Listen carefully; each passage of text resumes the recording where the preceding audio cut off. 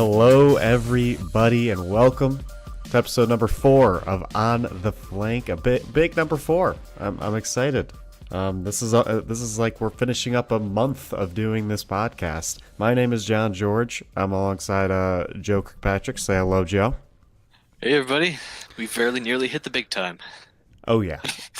And when it comes to analysis, we are on the flank. This past weekend, we had some Overwatch to watch. Not only some Overwatch World Cup, but some contenders, some in a Season 2 NA Finals. We'll start with Overwatch World Cup, though. Let's jump right into it. Of course, 6 teams in Los Angeles, the U.S. group stage. U.S. and Canada were in it. You had some other teams like Brazil, you had Norway, you had Switzerland, and who was the last team? Fill me in on it. I can't remember. Austria? Yes, Austria. Yeah. A weekend full of Overwatch. We're back in LA, back in Blizzard Arena. They gave it a little bit of a makeover since Overwatch League with the classic Overwatch World Cup stage.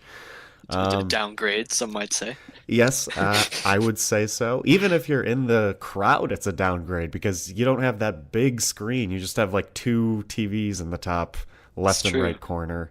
It did not look as fun to watch. And if you sat in the first row, you had like a small TV on the ground to watch, which is it's very interesting to me that they downgraded for this because the Overwatch League stage is amazing. But production aside for now, let's just talk about the results to start. Last week we previewed this, and I think we both predicted pretty correctly that U.S. and Canada would be moving on. Yeah, they just have all the their team is stacked with Overwatch League players. Both of them have one Overwatch Contenders players, and their Overwatch Contender players are pretty good players. So it was obvious. Canada 4-0'd everybody else who wasn't named the U.S. U.S. dropped, I think, 2 maps to other teams. One to Canada, one to Brazil. Yeah. Yeah. And in the end, all that mattered was that final game, even though it didn't matter because both these teams are going to BlizzCon, the top 8. U.S. versus Canada, a kind of show match, I guess, because both of these teams are not eliminated based off whether or not they lost this game. U.S. ended up winning it after a lot of trash talk throughout the entire weekend on Twitter, in person. I think the coaches were almost worse than the player. Yep, of course. Arrow and Jane, they're both Dallas Fuel coaches, so they got a big rivalry going on. Yeah, now they have to work together next year. Yeah, good way to sort of introduce themselves to each other. Yeah, and you had some classic rivalries on here, like XQC versus Muma, which is Overwatch League Stage 1 throwback right there. I've heard they've sort of tied the knot. They're not rivals anymore too much, but that's always an interesting one. Yeah, just lots of friends, enemies on these two teams. And this was a fantastic match. I know you have yet to go back and watch the entire thing quite yet, but how was the first? You watched Oasis. You want to lead us off with Oasis? Yeah, I watched Oasis. It was, I mean, like we said, they played all 3 maps, or all 3 points. But yeah, it was just a really, I don't know exactly. Maybe varied would be a good word, but they were able to put in lots of different compositions, and they're being really flexible to each other, at least at the beginning. Mm-hmm. Yeah. Were you gonna say something? Yeah, I think one of my favorite parts of the U.S. team, and even Arrow mentioned it in like the interviews at halftime, is just how flexible they are as a team. He said, like, we want to be able to switch to any comp, dive, goats, any single comp, and be the best at it. And they were showing that off on every single map in this. Even Oasis, I think it was one of the maps Canada brought out Reaper and Soldier. Yeah, that was Oasis City Center. Yeah, City Yeah, Center. I saw that. And U.S. brought out a Pharah to counter it, and they just wiped the map out after that switch. Pretty much, it was a very good switch. Yeah, because they had it was like Note or something was playing Soldier. So the casters come out. I forget who was casting that, but no, it was Uber X. So yeah, one of them Yeah, was saying yeah, they just brought out agilities on fire just to see how good Note really is. Or no, so it would have been they I don't brought know who was on fire, but I can't remember. Hydration. hydration. Yeah, that makes sense. Yeah. Anyway, but just to see how good Note really is. Yeah, exactly. And it worked out well. I think Hydration just hit like a big rocket on the Canada team that was hiding around the corner, and that splash damage just did it for him that fight. And then it was downhill for Canada from there. But overall, U.S. is. I'm impressed with this U.S. team. More impressed than I was last year. They just mold so well together, and they are, like Arrow's saying, they're switching styles, they're switching comps like on the fly, and just confusing that the advantage they get by switching comps and being really good at these comps they're switching to is they just confuse Canada and just all of a sudden snowball. And I know you haven't seen, but Rialto is the perfect example of this. US was like stopped in overtime at each point on Rialto, because Canada was able to figure out their comps, and then USA, for their last push on each point, would switch to a comp that would just surprise Canada and end up allowing them to take the point in overtime every time on a very tough map to take those points because it's very defense favored. So overall, US really impressed me, and of course they had a full hold on Kings Row as well. We got to see some Sinatra wrecking ball Hammond. I think he's very good at wrecking ball. Reinhardt too roll out in And Sinatra Oasis. Reinhardt. Yep. Sinatra just flexing to so many different things, and what Arrow's saying makes complete sense. And he also talked about how they have Zachary on their team, of course, and he is part of Philadelphia Fusion University. Yeah. And he said that he tweeted out maybe this morning about how thanking Zach for allowing them to scrim against the Fusion University players to adapt to Fusion University's like unique style of play, which is very aggressive and sort of very on the fly. And they really like to just like play as aggressive as they can, and almost completely throw away the classic game sense of like save your ults if like a couple of your teammates have died, because they right when they get their ult they just throw it out there, and they sort of use time to their advantage in that if we have our ult we're going to use it right away, in order to get more value than the other team. Super exciting match. I'm looking forward to you seeing it so we can talk about it more. Yeah.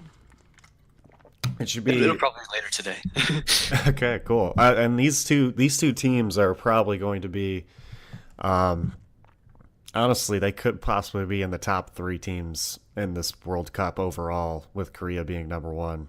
I definitely think you could see people easily argue that USA is number two and Canada's number three. So, yeah, it should be. Hopefully, we get a rematch at BlizzCon. That'd be pretty fun.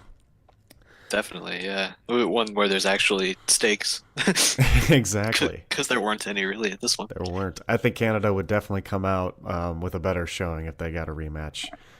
All right. Yeah. We've been talking a lot about USA, Canada, Brazil, Austria, Norway, Switzerland. These four teams, no one's really talking about them. Probably because they didn't make it. Um, but do you have any notable players on these teams, or notable things you want to talk about with these four teams? I mean, to start, we got to talk about Brazil. Obviously, other than Canada, the only team to take a map off of the US. I mean, arguably, you could say that was a mistake from the US rather than a success by Brazil. But still, um, we've got obviously the core of Brazil Gaming House, Hmm. Alamau, Honorato, Dudu, Lico, Neil, who actually just won um, Brazil South America Contenders last Sunday. Yeah, last Sunday. So South American Contenders champions, really showed up. I thought for the matches they had. I forget who they were talking to. But there's one player in Brazil they interviewed frequently, and after their very first match on day one versus Canada, his comment was, we came here, we're definitely not expected to make it out of this stage, but we definitely want to show people what we are capable of. Um, in that regard, and I think they definitely did work to prove that. I mean, we saw, um, Niels Reinhardt just going crazy like every game they played. Hmm. Uh, Honorado and the Diva. It's just good play. I mean, yeah, Yeah. it's fun to watch.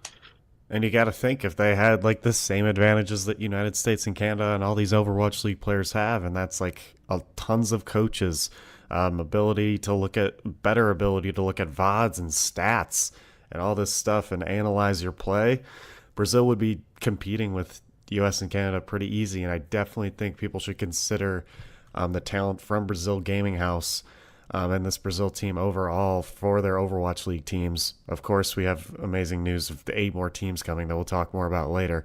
There's lots of roster spots in the Overwatch League now. And I definitely think people should consider these players because if they had the same advantages, because down in South America, Blizzard isn't supporting the South America scene as much as the NA scene or the Korean scene or any of those scenes. So they just have a bunch of disadvantages as a team, and the fact that they were able to come out, take a map off USA, and just basically beat everybody else besides the United States and Canada is very impressive. Especially Norway, because Norway did have a bunch of contenders talent on their team as well. So yeah, overall, I'm super impressed by Brazil, and you got to think if they had the advantages that these other players have, they would be competing with them every single year. But yeah, it was an obvious to us the two teams that were going to move on here, but it was still fun to be back in Blizzard Arena. We got our Overwatch League casters. They were back. Monty, Doa, Mr. X, Uber, Hex, Semler, all 6 of them. So it was good to have them back. It was good to be back in Blizzard Arena. And one last thing I want to talk about: the crowd was so good. The crowd was amazing. Yeah, Uh, but it's like we talked about, must have been 2 weeks ago when we were recapping the South Korea stage. Um, and our comment was, that none of the production at the arena at least seemed to be focused towards the Korean language audience that was there. yeah. You can only imagine that if that had been the case, there would have been, just as good a crowd, like you said, at this LA group stage. Because yeah, it was great for every match, not even just the U.S. Canada. But yeah, there's definitely some fans that were born, I think, over this weekend. Oh yeah. US Canada was by far the fans' best. I think like almost just the entire map. You saw Oasis even. Just the entirety of maps. I feel like the fans in the crowd were cheering for the USA. Like I would just constantly be hearing them cheering during every single fight, which is crazy to me. I was like, are these people seriously still cheering? This is insane. But yeah, something about that USA pride that gets these fans going, I guess. Mm. They knew the players would be used to that from Overwatch League. Oh yeah, that's true. That too. It's a lot like when the LA teams play too in Overwatch Yeah. League. You got an arena full of USA fans, an arena full of LA fans, all that stuff. I mean, it makes me it makes me really hope that localization works out in Overwatch League, and that they consistently get fans coming out to those games because it's awesome to see just like a really big fan base. So that's it. Overwatch World Cup wise, congrats to USA and Canada. Contenders NA. This happened. This finished on Friday. Fusion University versus XL2, of course.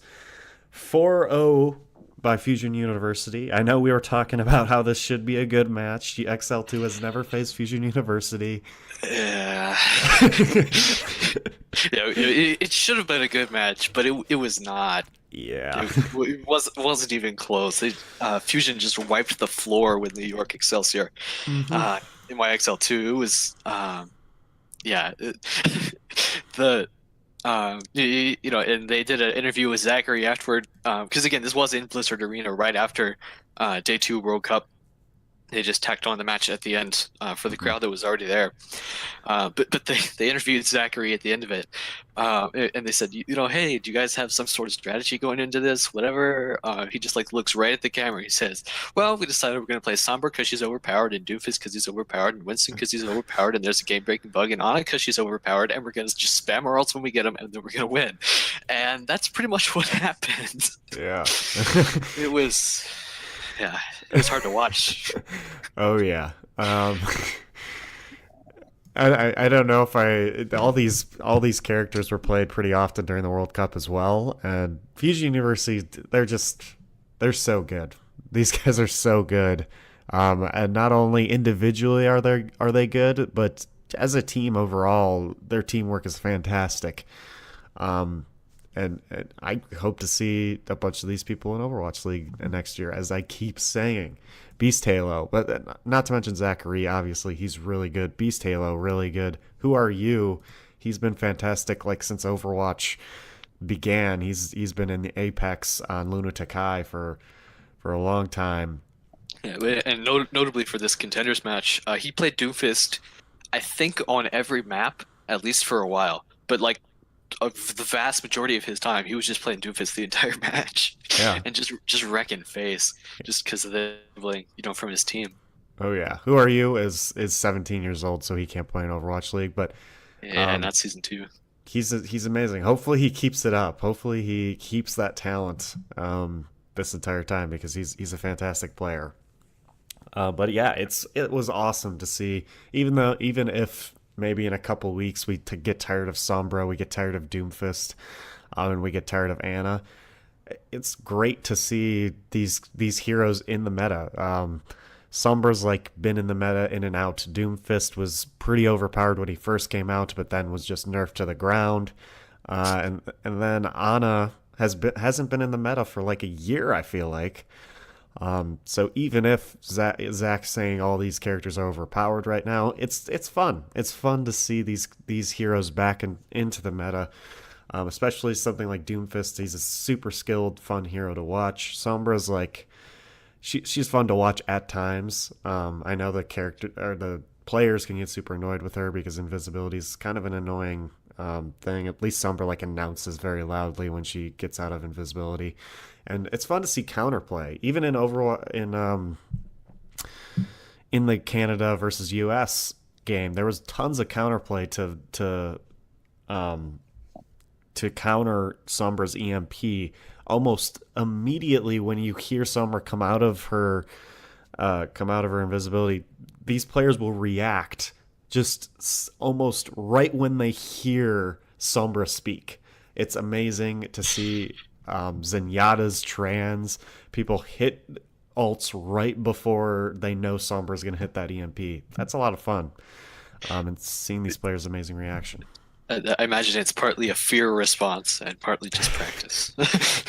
Yep. And these players just have really good hand-eye coordination, really good reaction time. And I'll always take it. I'll take Ana any time of the week. The Winston bung was very unfortunate though. Yeah. Anything else to say about Fusion University XL2? I don't think so. No, I mean, other than what we already said, Yeah. sign them. Somebody Jake, sign them. I'll sign them if nobody else signs them. we'll sign them to this podcast. They will be Yeah. permanent guests. Um, yeah, Jake and ZP were back too. Jake back to casting, and he's going to be back for the next thing we're going to talk about, the Overwatch World Cup Thailand group stage, which is this weekend. I'm super excited for this one. I think this one should be a lot more closer, a lot harder to predict which two teams are going to end up going, because these teams, they have Overwatch League talent. Sweden probably has the most, but they only got like 1 to 2 players per team of Overwatch League talent here. So It's going to be interesting to see which two teams move on. And it's also, this is, I believe, the first like big Overwatch event in Thailand as well. So that should be a lot of fun. Um, let's predict it. Are you confident enough to predict which two teams out of these six are going to move on? Well, I mean, so first of all, I don't know if we've said them yet. We've got China, Australia, Sweden, Thailand, Spain, and Denmark Yep. are the six teams playing here in this group stage. Um, and yeah, I think like you mentioned, I think Sweden certainly would be one of my picks. Yep. We've got most of the core of the former Florida Mayhem is up here, as well as Snillo, Philadelphia Fusion. Got to Oh support yeah. there, but he's a really good hit scan player. He's only their Uh, sub though, so yeah, it's true. It's true. Um, but yeah, so Sweden definitely would be one of those two. Um, I want to see what happens with China. I don't have super high hopes for the Chinese team, but I want to see what happens with China. yeah. I imagine those players will be signed.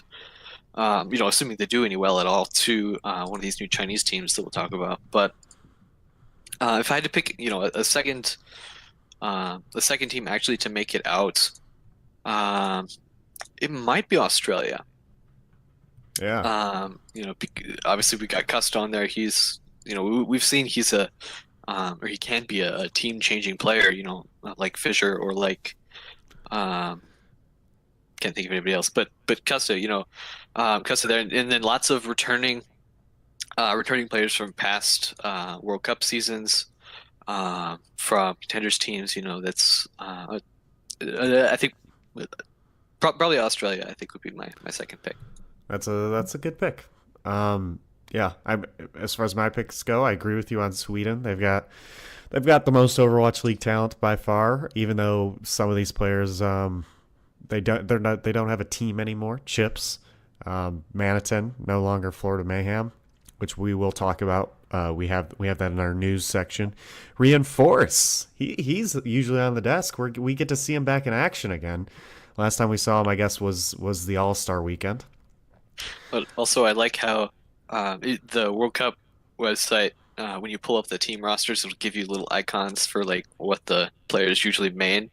And so for Reinforce, his are listed as Bastion, May, and Torb, Oh my which god. which I thought was interesting. That's hilarious. um, so who else do we got? Someone to look out for. Ludwig Hankinson. He is, if anyone knows Houston Outlaws, he is Mendo Kusai. He is his brother. So Oh, that should be an interesting one to watch. He's a Contenders Europe talent. But I think he's a pretty good player as well. He's too young to be Overwatch League, but he's a good player. So yeah, Sweden, I think has it in. But as far as the other teams go, I'll run over all these. Denmark has Kelix as their Overwatch League guy, and notable person. They have some other contenders people. Spain has Harry Hook, of course, but we can talk more about that after I make this predictions. They have a lot of issues happening over there in Spain. China, I'm like you said, I'm super interested. There's only one Shanghai Dragons player on this roster. None of these other players, they're all Contenders China's players, which makes complete sense because Shanghai Dragons are not very good. So like you said, I'm very interested in seeing how these Chinese players compare to other players around the world. And then, of course, you got the home team. You got Thailand. You have Mr. Mickey. And the fact that Mickey is listed as a sub and he's the captain on this roster is very interesting to me. He's a sub. I noticed that also. Yeah, I don't know if that was intentional or what, but If that's true, then maybe this Thailand roster is actually pretty good.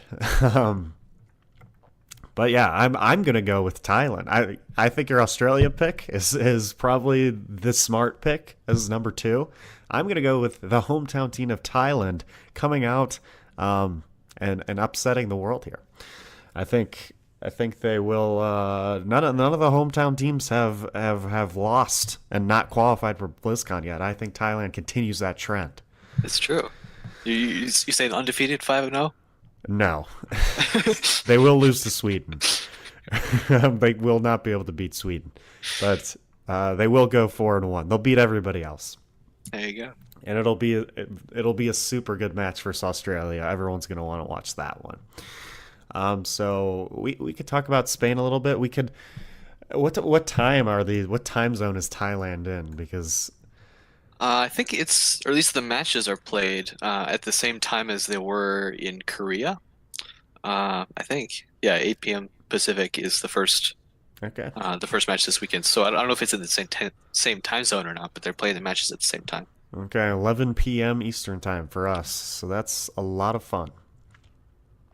Um, as far as talent goes, we have Zoe Classic. We have Mika Burton, who is part of the NA Contenders team. We have Wolf and Achilleos, of course, who are there for the Incheon group stage. We got Bren and Sideshow, usually members of the desks, heading on over to the casters area, which should be exciting. They both started out as casters, so this isn't that surprising, and they've been in this area before. ZP and Jake once again back as well. So we got some interesting talent traveling out to Thailand as well.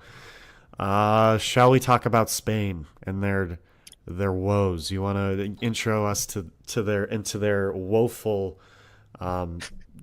ways? Yeah, we'll definitely have to at some point because it's fairly old news now at this point. It's actually we heard about this almost mid-August Yeah. now, but yeah, Team Spain competing this weekend in the World Cup will be without a head coach, and also will be without Neptuno. Yeah. So it takes them down only to 7 players, 6 plus the sub. But yeah, apparently the head coach couldn't attend the event for whatever reason. A visa, that type of thing. And as Harry Hook tweeted about on August 18th, they're not going to be able to have a coach there, which is concerning. Yeah, what do you think about the coach thing? Then we'll go to Yeah. Neptuno. I mean, that's even Harry Hook in his tweet even mentioned like if the U.S. team had this issue, they would be able to get a substitute coach. He was sort of throwing jabs out there to Blizzard, saying, "Hey, do you guys not care about Spain?" Um, yeah, I mean, they should give them a substitute coach. We haven't got any news on that whatsoever that they're getting a substitute coach or anything. But yeah, if they don't have a coach there, if Neptuno is obviously a big loss because he would have been one of their best players, Philadelphia Fusion fame. I know you agree with me on that one. Definitely. So that's a big loss within itself, but you might as well, if you're Blizzard, I know that these coaches were chosen, but you might as well allow them to have a substitute if they have a visa problem. And Blizzard's going to have to get used to figuring out like what to do when there are visa problems, especially if they want this worldwide league to have all these players traveling all over the place throughout the year. They're going to have to figure out what do we do when a coach can't get a visa approved in time or something Or a like that player. happens. Yeah, exactly. A player's even bigger. Things like that is they're things they have to figure out before we get to that point where everyone's traveling all over the place, because it's going to hinder the Overwatch League if like if someone on like Seoul Dynasty can't make a huge game in America because their visa hasn't been approved yet. Like, that's just upsetting, and it's frustrating for fans and not fun to watch. And Spain was going to be able to compete at a much higher level if they had Neptuno and if they had a head coach to be there with them, obviously. But they still have some talent on their team. They have Harry Hook, and they could compete for sure. But it stinks for them that they have to come in with this disadvantage. Definitely. And then of course Neptuno, like I don't know if we explicitly said it, but yeah, he was tweeting about feeling some burnout through this inaugural season of the Overwatch League. And yeah, so that's why he's stepping back from the World Cup and preparing then for season two. But I mean, honestly, I don't blame him. He played like nearly every map probably Yeah. for the Philadelphia Fusion. Put in really good work. So I hope a change that they make, signing a good support player, to sort of complement some of that. We'll get into their drops, but currently Philadelphia only has signed Boombox and Neptuno on support. So bringing in somebody like Elk, I think, would be a really good decision. Try to put in some rotations, make sure they're not wearing down their star Mercy. Yeah, I certainly don't blame out. I certainly don't blame Neptuno or anybody else who has declined World Cup status because of burnout or because they need a break. Because originally, when Overwatch League was announced, they were talking about how like League of Legends has only 1 month of an off season, like only 1 month throughout the year, which is ridiculous. And their one of their benefits was, hey, we're going to run a lot like sports leagues do, and we're going to give these players like 4 to 5 months of a break. But now they're still doing the World Cup, so like some of these players still have to go year round, which kind of stinks. So I don't blame Neptuno, who just had a grueling season with the Philadelphia Fusion, playing like most maps and one of their key supports. Like I don't blame him whatsoever if he wants a break. Like the whole reason that was a big thing Overwatch League advertised was like, we're actually going to give our players a break. And that's a huge topic to talk about. That's one of the big reasons why players are burning out at such a young age, and like that some players are quitting or retiring when they're like 23, 24 years old in these other esports games, is because they're literally playing year round, like 14, 15 hours a day, and it's crazy. And hopefully more people realize that esports, these people need a break. Even though it's not as physically demanding as sports, it is pretty mentally taxing. All right. I'll drop this. I haven't watched any Contenders Pacific at all, but I'll mention that the finals for Contenders Pacific, Talon Esports versus Cyclops Athlete Gaming, is this Friday, the 14th. Yeah, that's about all I can say as well. But it's happening, so if you want to watch it, you can I go watch it. Yeah, I'll definitely try to watch it. I like watching Contenders at this time of year to see, because especially with these 8 new teams, to see who possibly could be heading to the Overwatch League this year. It's true. Speaking of roster changing, we have a bunch that happened beginning of like last weekish, about right when we dropped our podcast, actually. Yeah. Yeah, the day we recorded our podcast, we got a lot of news right after. We'll start with Houston. Houston dropped Fact Fiction, which is I'm a Houston, or I was a Houston fan last season. I don't know who I'm going to be a fan of next season. I was hoping for a Detroit team or someone in the Midwest so I could actually root for a location, but we'll see what I do. They dropped Fact Fiction, which is very sad. He's a really good tank player, and he will definitely be on a team next season. But Muma, even after the Overwatch World Cup, Muma's one of the best tank players in the world. This guy's fantastic. It's hard to find a place for Fact Fiction when you have one of the best tank players in the league in Muma. And I definitely think that it's between Muma and Linkser for me on Overwatch, on the Outlaws, I mean. But I definitely think Muma is like their best player. So you don't want to sub that guy out. Fact Fiction dropped. You surprised by that one at all? Yeah, I don't think so. It is notable to remember he was a mid-season sign too. That evidently they decided that there wasn't a proper place for on Houston after all. Uh, but yeah, no, I think that'll probably be my answer for most of these. Honestly, is that yeah, I mean it's a change that nobody was really shocked by. Yeah, no one's shocked by. Some of them are sad. I think Fact Fiction is a sad one because he definitely has the talent to start on a team. And Yeah, I was, he's got some history too. uh-huh. I don't know exactly what it is, but I know there is some. Yeah, he was on FaZe Clan. And yeah, he was like one of the only players on FaZe that didn't get picked up, which is ridiculous because he's great.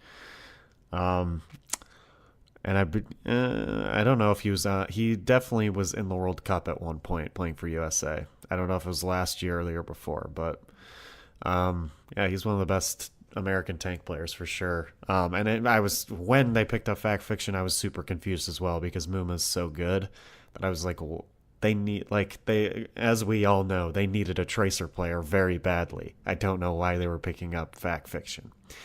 Yeah. Besides that, Houston also made two moves that are even less surprising. Clockwork, he's moving over to the staff, and Mendo, who did not see play whatsoever this season, is now a content creator for the Houston Outlaws.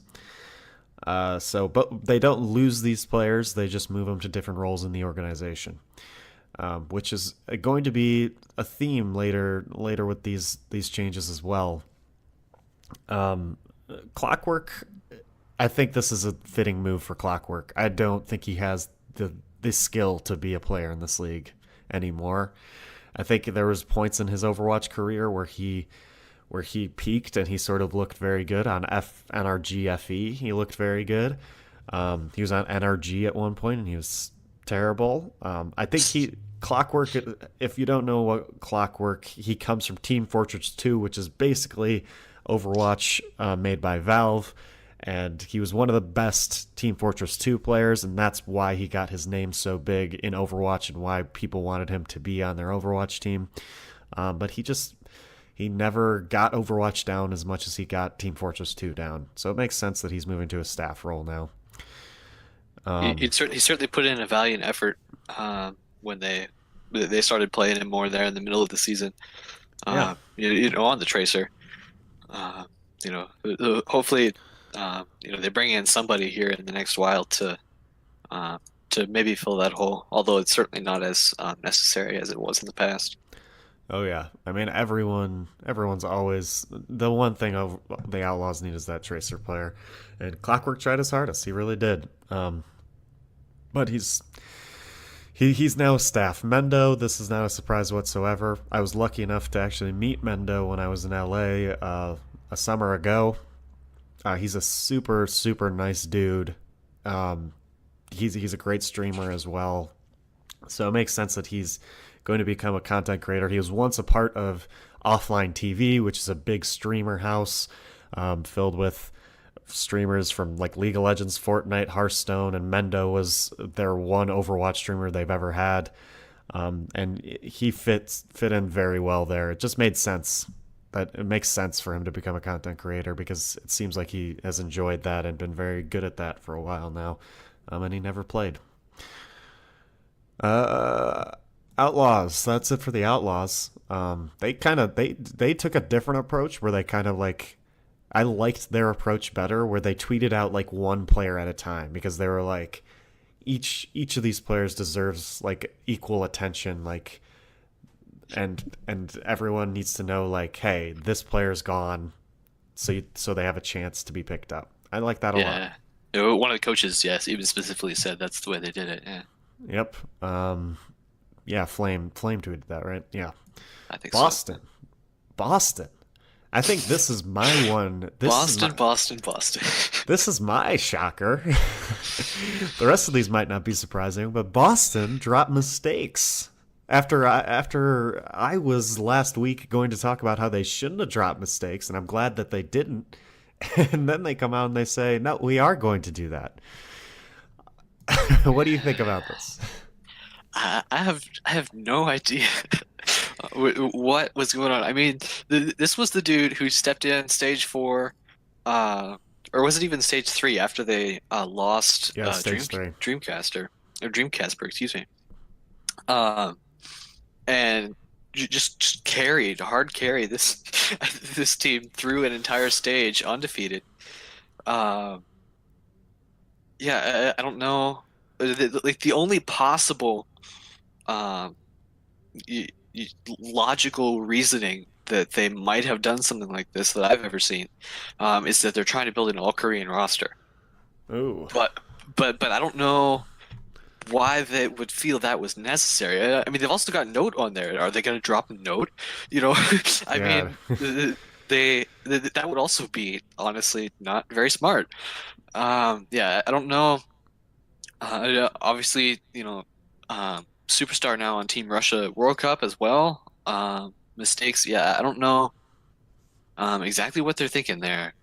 yeah. I think he was like beginning to meld in. I think at first, I think they had him in a role that he wasn't like comfortable with, kind of.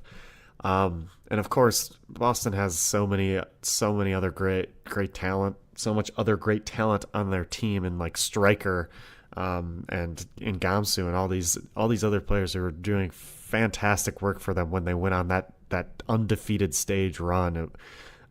It wasn't just mistakes, but they allowed mistakes to get used to this role he wasn't used to, because he had to take over Dream Casper's role, and they needed Striker to stick to his role and not move into Dream Casper's role whatsoever. Because Striker's fantastic tracer, he's fantastic at doing what he does best. So mistakes was he was molding to the role very well, and he was doing what they needed him to do. And I thought that he had huge potential, for sure. And I thought that they would continue to try to help him get there, help him fully get to the place where maybe even Dream Casper was, and fit into this team. And he did super well for Russia as well. So I was super shocked to see Boston drop this man, but I definitely think we'll see him in Overwatch League again next year. So Yeah, I was gonna say you said he had potential. He still does too. Yeah, yeah. there's no way he's not picked up Oh um, yeah. by an expansion team. Probably they won't let him sit until the the original 12 get their chance. Yep.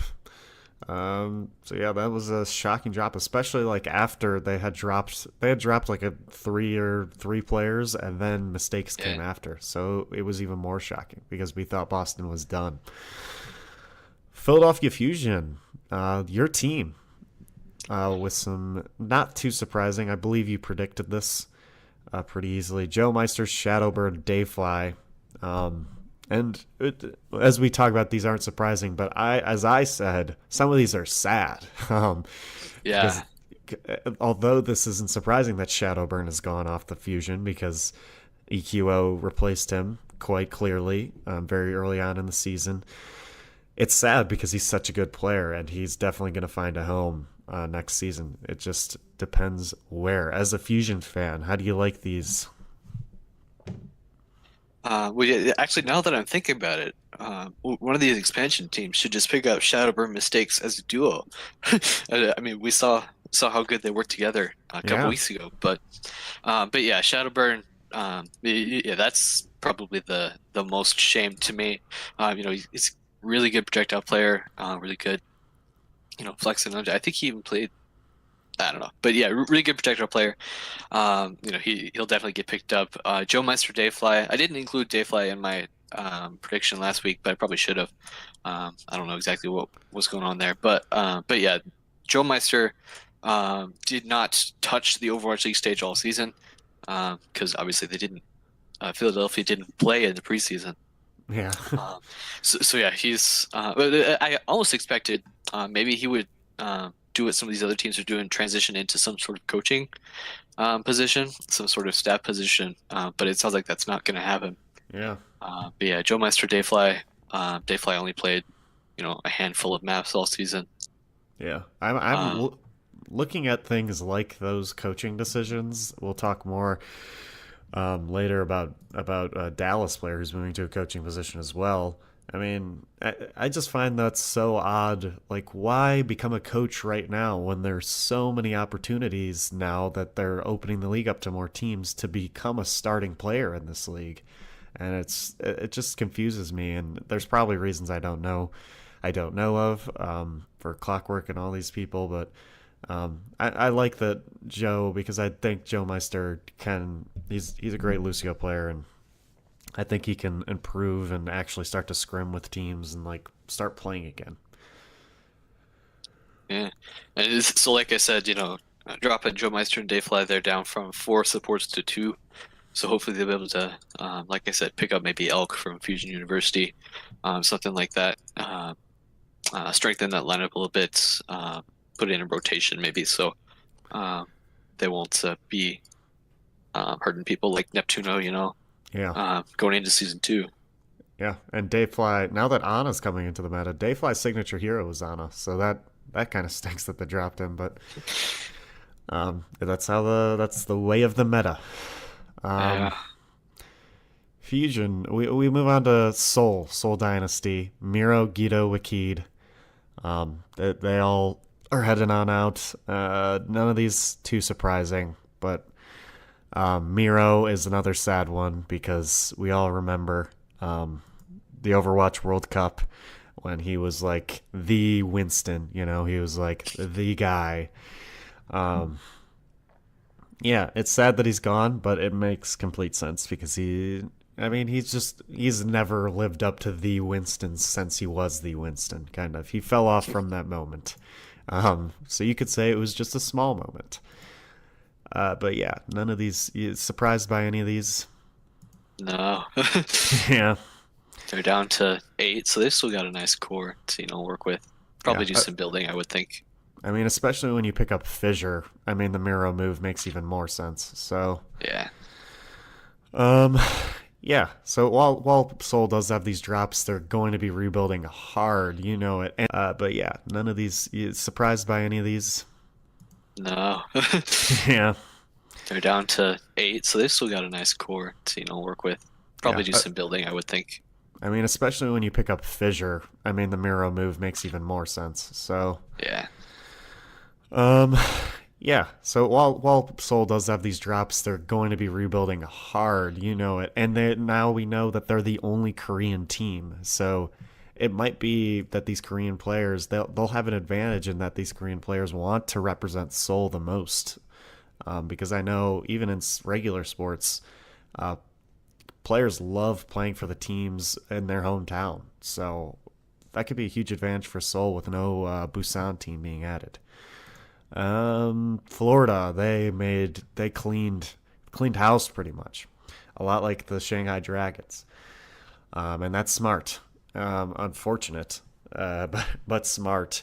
Who like Tavik and Saya player? Are those the only players they have now? And awesome guy. And awesome guy. Yeah. Yeah, so they dropped Logix, Zappos, Manitin, Swoosh, Zebasai, Zepe. Of course, everyone's upset about Logix.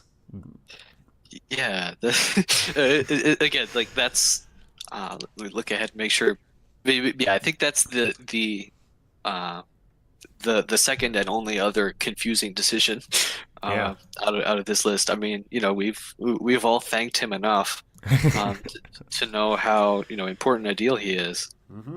Um, yeah, we're interested to see what direction they end up to try to replace him. Yeah, he's a great player, but it always makes he'll be somewhere else. But it always makes sense to me when sometimes good players just have to be dropped when you're like cleaning house like this, because it's just you're gonna go in a completely different direction sometimes, and sometimes you just want to get rid of almost all of the old in order to do Yeah. that. If it just didn't work, you got to change something. So, Exactly. And yeah. that's you got to hand it to the Mayhem and the Shanghai Dragons. That's exactly what they're doing. So hopefully they improve. What do we got next? Valiant. They dropped 4: Grim Reality, Verbo, Numlocked, and Fincy. None of these are too much of a surprise as well. But apparently, like the big news that came out of all this is like how poorly the Valiant treat their bench players. Apparently, um, I can't remember specifically what it was, but I just remembered a bunch of Reddit posts and tweets from these players that kind of implied that they were just not treated too well as bench players. Um, Yeah, which well, and of course, Grim Reality is a former coach. Yeah, But yeah, I believe this was the team that they said uh, that they even had like a separate team house for like the B team yeah, and all this. And which is yeah, definitely unique. No one else had that. They are from LA, so I guess it makes sense if they want to like invest two team houses because they are from LA and will be here for a while, but that immediately sort of discriminates against them if they're just sticking them in another house and most likely not paying as much attention to them if they're in a completely different place. Um, yeah, that's kind of a sad situation over there. Even though none of these players are really surprised. And I know I'm hyped for Numlocked specifically. He's a British player who's been good for a while now, but he never got to see play this season. He was tweeting and he's super hyped about the ability to start actually playing again and possibly getting practice in and becoming a better player. So while these drops suck, I'm excited because there's tons of opportunity now with more teams being added. Any other comments on those? I don't think so. No. All right, we can talk about Dallas. We can talk about the Dallas Fuel then. Coco. We last week we were talking because the rumor was they're going to drop 3 people, but they only removed 2 people from their roster of playable players, which was which was good because everyone we were predicting, we were like they shouldn't drop these people. Coco, he moved to an assistant coach role, so he's still in the organization.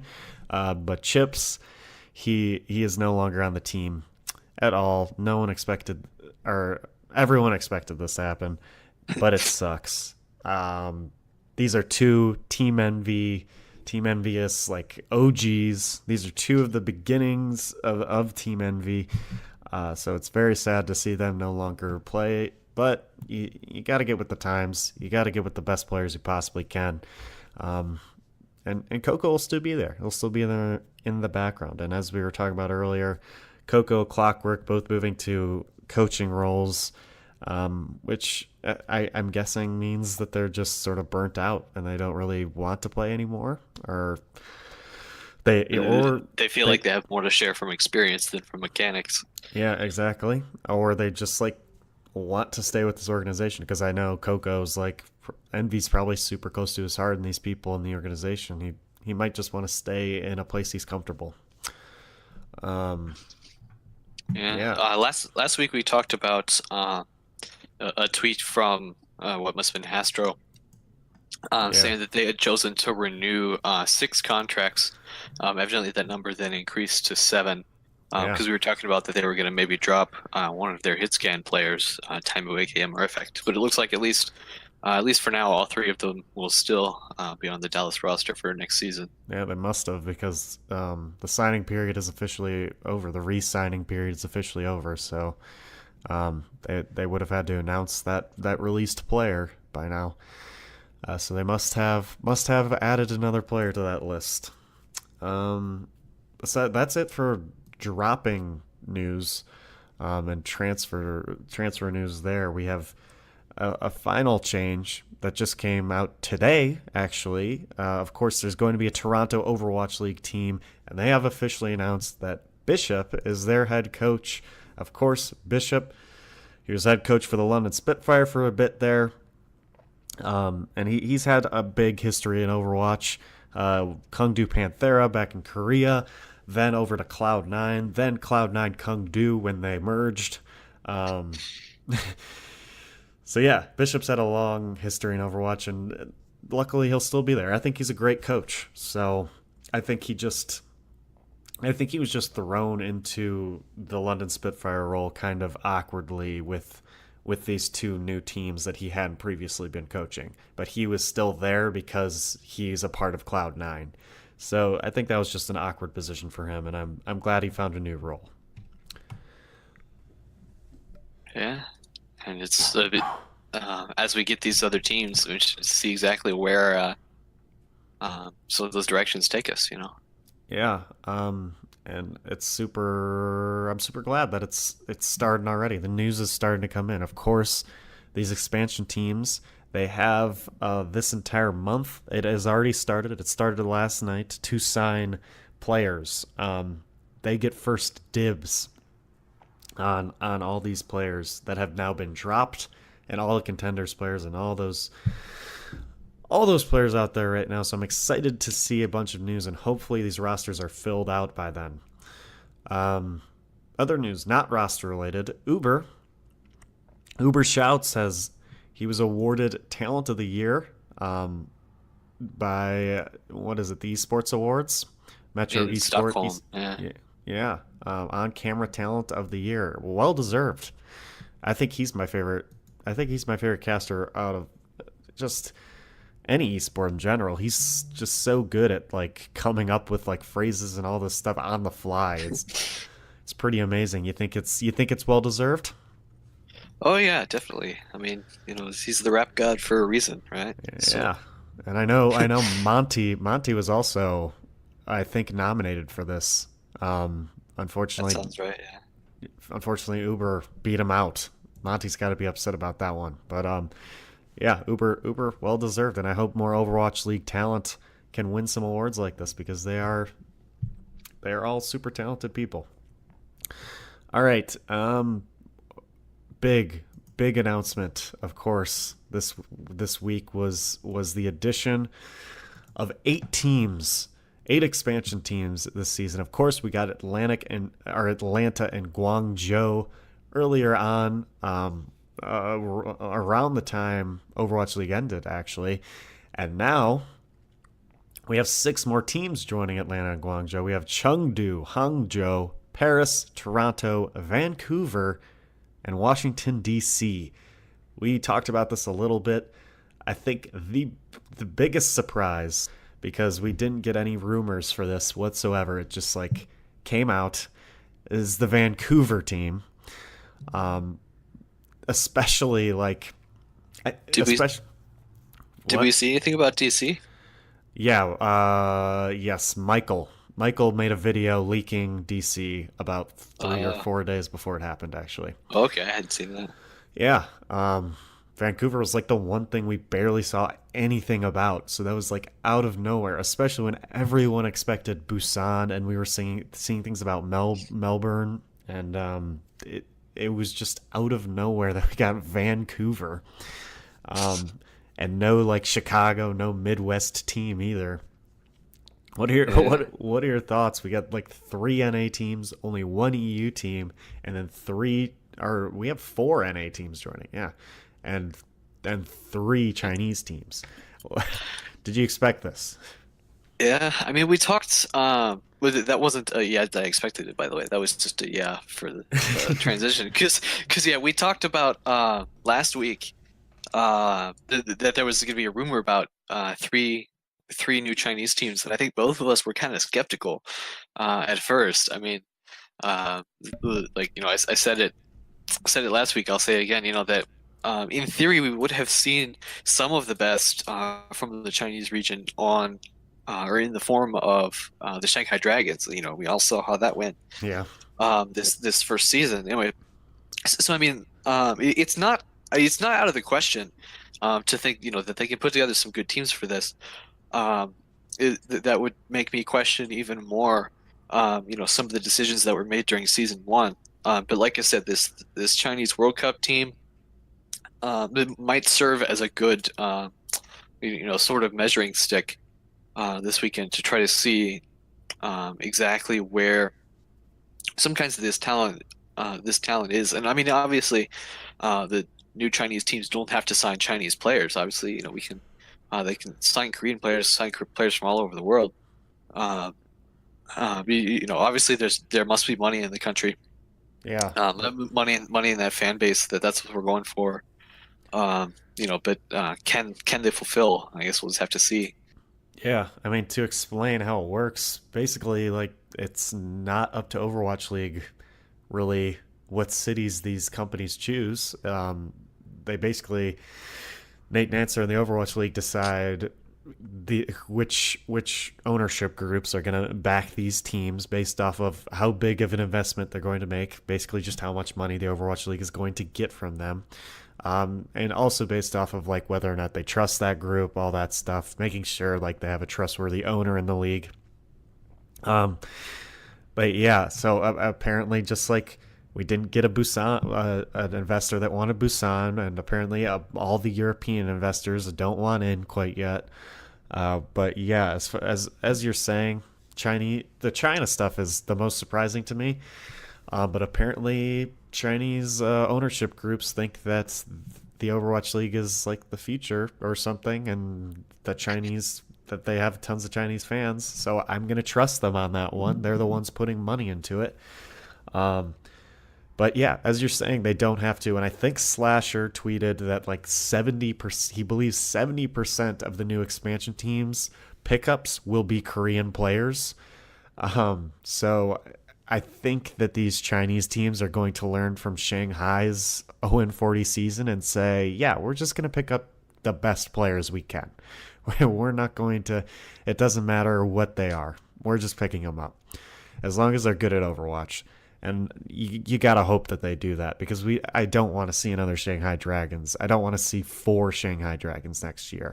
Shanghai Dragons doesn't want to see another Shanghai Dragons. Yeah, please. But to get off the Chinese, we could talk all day about the Chinese teams. I think the biggest complaint last year was from European fans that there weren't enough European teams and the time zones sucked. And that problem, it's not being fixed this year, clearly. Yeah, it's not very much. Yeah, they added one team. So the Paris London rivalry will be huge, obviously. But besides that, I don't think the time zone thing's going to be changed unless they like. I mean, I guess there will be more games per week now, but I don't think the time zone thing's going to be changed because these players are still playing in Los Angeles at Pacific Standard Time. They're in California. They're not going to have these players get up at 6 a.m. in the morning to play games. Yeah. I just don't see it being fixed until season 3. If they're still aiming to get season 3 to that localization point, I just don't see that being fixed quite yet. Sorry, European fans. It sucks. You gotta be patient. I know. And At least you have variety now. either there's a lot of European Overwatch fans or they're just very vocal because I just see them all over the place. But besides that, I think the biggest surprise was the 4 North American teams because all the rumors were like that the Overwatch League were not aiming for North American teams anymore. Like we have too many North American teams, is what they've said. And now we've added Atlanta, Toronto, Vancouver, and Washington. I mean, we only added 2 American teams, but we still added 4 North American teams, and I think Vancouver's the most surprising. Do you like these 4 cities? Are they your first choices for North American cities?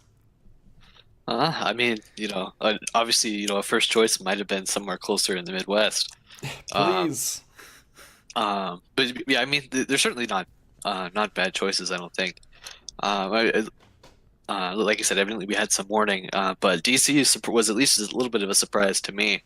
Mhm. Uh, Notably, they're like not notable so much, but they're not connected with, for example, the Nationals or the Capitals or the Redskins or something. They're actually owned by more of an esports person, so that's interesting, I guess. But yeah, to have a team, I can only assume they'll come up with a name that's, you know, patriotic American. in some way. But yeah, Yeah. Yeah, but because yeah, what do they? It's funny that you mentioned that. What I'm like thinking of the other teams. They have the Washington Nationals for baseball. They have the Washington Capitals for hockey. They have, and then their football team is the Washington Redskins, which is not as American. What's their basketball team's name again? But yeah, they're all their teams are like pretty much red, white, and blue. The Washington Capitals were not red, white, and blue at one point, but then they changed. They changed to red, white, and blue pretty recently, maybe like 10 years ago. Um, why can't I remember the Washington D.C. basketball team? Washington Wizards, which I guess is that's not too American, but they have American red, white, and blue colors. They're gonna go red, white, and blue. I guarantee it. But yeah, if we take a look at the ownership groups backing these teams, I don't think too many of them are surprised. The Washington Esports Ventures, um, I think Mark Ean, I don't know if that's how you pronounce his last name, but he owns the Washington Castles, which is a part of the World Team Tennis League, which I saw on TV once when I was at Scotty's Brewhouse near Butler. Um, and that was very interesting to me. I don't understand that league whatsoever, but he's clearly already into sports. Um, what's the Vancouver one? The group who owns the Vancouver Canucks, which is their one sports team, their hockey team, and they own the arena that the Canucks play in called Rogers Arena. So I think that's a very good group to invest into this. I always like seeing people from traditional sports come in because most of them also own the arena that their team plays in. So that's really good for localization. Um, as far as the Chinese teams go, you got like Billy and Huaya Inc. Um, both of them into media, into gaming, into live streaming. So you'll take that. Um, I mean, overall, I like these groups, and I please give me the names, give me the logos, please, sometime soon. I just want to see the colors. Pretty pictures to look at. That's what we're going I for. I just want pretty pictures to look at. That's all I. That's all. That's all. The whole reason why I watch the Overwatch League. Pretty pictures to look at. But yeah, pretty big news. We are deep into this podcast. We're at like an hour into this podcast, and we just got to the topics. We have two topics lined up. One is like a very big topic, so maybe we push this back once again, which is our league formatting predictions for season 2. We have that's like not time. That's not time sensitive whatsoever. Yeah, we've Unless, got a month and a half or more. yeah. Our other topic, though, is from Ethan Beezy Spector, senior analyst for the Philadelphia Fusion, posted a nice little article with some cool stats on Medium the other day that Yeah. I think you wanted to talk about specifically. So why don't you introduce it? Yeah, first of all, he does that frequently. So if that's something you're interested in, you can follow Ethan Beezy Spector on Twitter at BZ1515, Hmm, BEZY for whatever that's worth. But 15-15. yeah, so this article, he titled it "You Left a Zebasai-Sized Hole in My Heart: An Empirical Analysis of the Impact of the Off-Season Drops." And it's a read. You can take some time to look at it, but notably, I wanted to look at there's a chart that describes the percent of played roster affected by the drops that have been made so far. And the way he did this was looking at stage 3, stage 4, and the grand finals after the roster locks came into effect, and looking at the number of maps that the team played that included a player that they have now dropped, and also the number of slots. It's just to say a team plays 4 maps, there are potentially 24 playing slots in that game, right? From a 6-player roster in each map, to see what percentage of those slots were affected by these drops. And it's really interesting. It looks like this was before Valiant dropped their players. I think that was a Sunday night thing Yeah. from last week, but notably, 4 teams, Florida, Shanghai, Dallas, and the LA Gladiators, have lost a player or players that collectively played in 100% of the maps that they played in the second half of the season, Yeah. which is just fascinating. Seoul's up to 95, and Boston is sitting at 90%. And then there's actually a really sharp decline down to 40% for New York. But anyway, it just shows you, Florida and Shanghai might not be so surprising, just because of all the players they did drop. But Dallas, with their changes, not very many actual players. They only dropped 3 players, but even the loss of Siegel, affected 100% of their Oh yeah. of their latter season maps. For the Gladiators, Fissure. yeah, mostly Fissure. A little bit of these others too, but affect again 100% of these maps.